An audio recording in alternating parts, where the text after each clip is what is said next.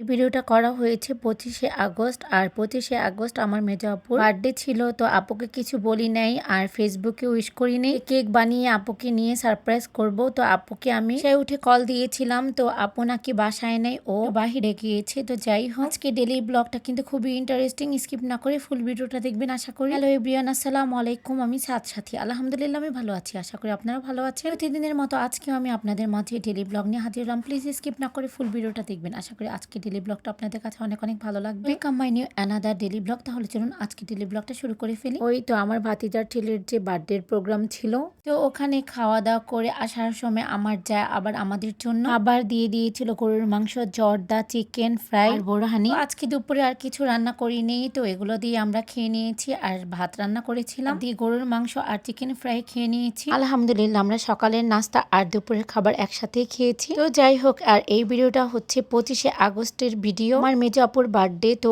ওকে আমি ফেসবুকেও কোনো উইশ করি নাই আর মোবাইলে কল দিয়ে উইশ করিনি। তাই একটা কেক বানিয়ে নিচ্ছি। তো আপুর জন্য কেক বানিয়ে আপুকে সারপ্রাইজ দিব, এই চিন্তা করে আমি কেকটা বানাচ্ছি। প্রথমে আমি একটা লেয়ারের মধ্যে ক্রিম আর চকলেট চিপস দিয়ে নিয়েছি, সেটা তো আপনারা দেখতেই পারলেন। এখন আমি সুগার সিরাপ দিয়ে নিচ্ছি যেন কেকটা সফট থাকে। আর আজকের কেকটা আমি বানাচ্ছি সম্পূর্ণ চকলেট ফ্লেভারের। আর চকলেট ফ্লেভারের কেকটা সবাই অনেক পছন্দ করে। আর আমি যখনই চকলেট কেক বানাই আমি চকলেট গানাশটা একটু বেশি দিই আর হচ্ছে চকলেট চিপসের পরিমাণটা একটু বেশি দিই, তাহলে চকলেট কেকটা খেতে অনেক ভালো লাগবে। তো তার জন্যই আমি খুব যত্ন সহ কেক বানাই। তো আলহামদুলিল্লাহ আপুর বার্থডের কেকটা রেডি। আর এখানে আমি সুগার পেপার দিয়ে সুন্দর করে এটা চারপাশে একটু সাজিয়ে নিয়েছি। আর উপরে আমি লাভ শেপ চকলেট মল্ড দিয়ে চকলেট লাভ শেপ গুলো বানিয়ে নিয়েছি। আর বার্থডে এই নামটাও আমি চকলেট দিয়ে বানিয়ে নিয়েছি আর সাথে কালার ফুড দিয়েছি হালকা পরিমাণে। তো যাই হোক, আপুর বাসায় যাব, আমার ঘরের কি অবস্থা, তো এখন আর গুছাবো না, সেই গুছিয়ে নিব। আর এই তো আমি রেডি হয়ে নিয়েছি, যেহেতু আপুর বাসায় যাব আর আপুকে সারপ্রাইজ দিব। আপু কিছুই জানে না। আপনাদের ভাইয়া বলে আপুকে কল দাও, জিজ্ঞেস করো যে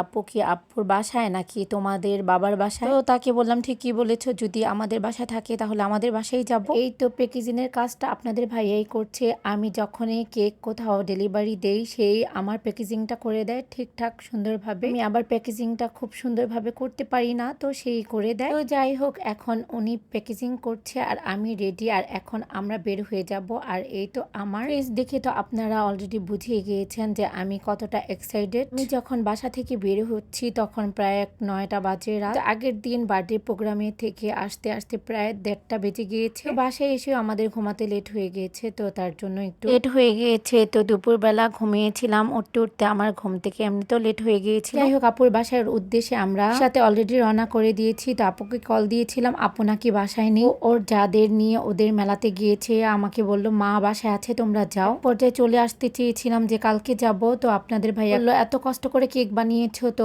আজকে ওর বাসায় একটু ওয়েট করি যেহেতু মা আছে। তো এখন আমার বোনের মেয়ে কেকটা খুলে আমাকে বলছে যে সাথী খালামণি তোমার কেকটা অনেক সুন্দর হয়েছে, ডিজাইনটা অনেক ইউনিক হয়েছে। তো আলহামদুলিল্লাহ কেক বানানোর একটা প্রশংসা শুনলাম। তো যাই হোক, আমাদের নাস্তা দিয়ে দিয়েছে পুরি, বিস্কিট আর চা। আমরা এখন খেয়ে নিচ্ছি। তো বিসমিল্লাহর নামে আমরা খাওয়া শুরু করে দিলাম। তখন আপু এসে পড়েছে, ওকে সারপ্রাইজ দেওয়ার ওই মুহূর্তটা ভিডিও করতে পারিনি। আপু অনেক খুশি হয়েছে। তখন অনেক মানুষ এসে পড়েছে, আমার বিয়াই ফ্রেন্ডরা সব একসাথে। তো এখন আপু কেকটা কেটে নিবে। আমার বানানো কেকটা নাকি সবার কাছে অনেক ভালো লেগেছে ডিজাইনটা। এই তো আপু এখন সব বাচ্চাদের নিয়ে কেকটা কেটে নিচ্ছে। আলহামদুলিল্লাহ আমার কেকটা খেয়ে আমার বিয়ানরা অনেক প্রশংসা করেছে। এটা নাকি দেখতে অনেক সুন্দর হয়েছে আর খেতে নাকি ভীষণ ভালো হয়েছে। আলহামদুলিল্লাহ, কোনো কিছু যদি নিজ হাতে তৈরি করি ওটার প্রশংসা শুনলে নিজের কাছেও অনেক ভালো লাগে। তো যাই হোক, আজকের ব্লগটা যদি আপনাদের সবার কাছে ভালো লেগে থাকে প্লিজ কমেন্ট সেকশনে কমেন্ট করে জানাবেন। ডেইলি ব্লগটা এখানে শেষ করছি। ভালো থাকবেন সবাই, আল্লাহ হাফিজ।